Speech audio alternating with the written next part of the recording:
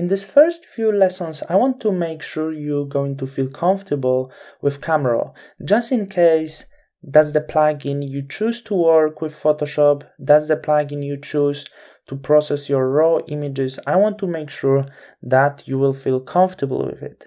I'm not working with Camera Raw, I'm working with Capture One, and of course we're going to work with Capture One after these few lessons. These few lessons are for the people who don't have different software or for people who don't feel comfortable with different software. So I'm going to make sure you will feel comfortable in Camera Raw if I'm talking to you who are not using other software. So first of all, of course, it's not a secret we have to process our raw image and prepare this for our retouching. How I open them? I open them through the browsing bridge. Why I'm doing this? Because the set I keep, as you can see, I keep in separate folder right now. So it's really comfortable to look at the image. That's the first thing. It's really comfortable to store them here. And if you need to have a look, you can easily select the images to compare what's suitable for your work. So that's the advantage of opening your images through browsing bridge. And as long as you work with raw images, you can just double hit or hit right or press Ctrl and hit on the image to open this. Or if you work with JPEG image and somehow you want to work in Camera Raw, then open in Camera Raw. So we're going to jump straight into work right now. I'm going to start with this image maybe. And what you need to know, what you need to do to start good retouching. Let's start with this basic panel. It's not really important that much to know everything about Camera Raw, but basic panel is something that going to stick to you always if you're choosing to work with Camera Raw.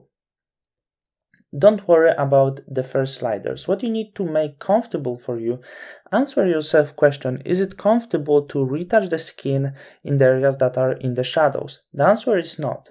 So what I'm doing as a first step, I really like to bring some of the lights out of shadows. Not too much, because this image is really well done, so we can see everything very clearly, but you don't want to darken this for sure, because it won't be visible. So make it comfortable, make the areas in the shadows nicely visible, just in case if you're going to need to retouch them.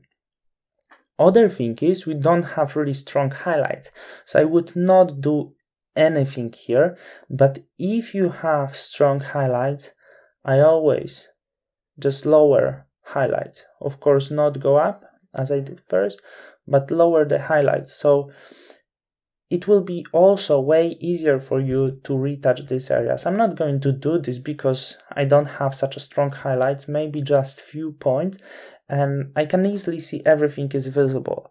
And why I'm doing this right now, how I'm going to resolve this later, don't worry, because the contrasts, the highlights and shadows is something you will work later on in Photoshop.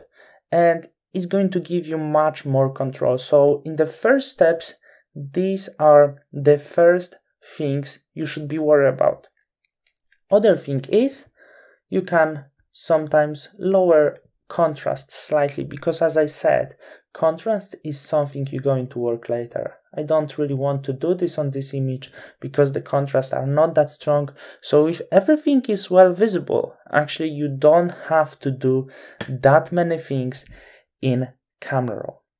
Exposure you can use just in case if your image is too dark or too bright, you can manipulate with exposure. I don't see this issue right now. So as you can see in this basic panel, I don't really do many things, just these few things. And in the next lesson, we're going to talk about few other important things about Camera Raw and preparation of your image.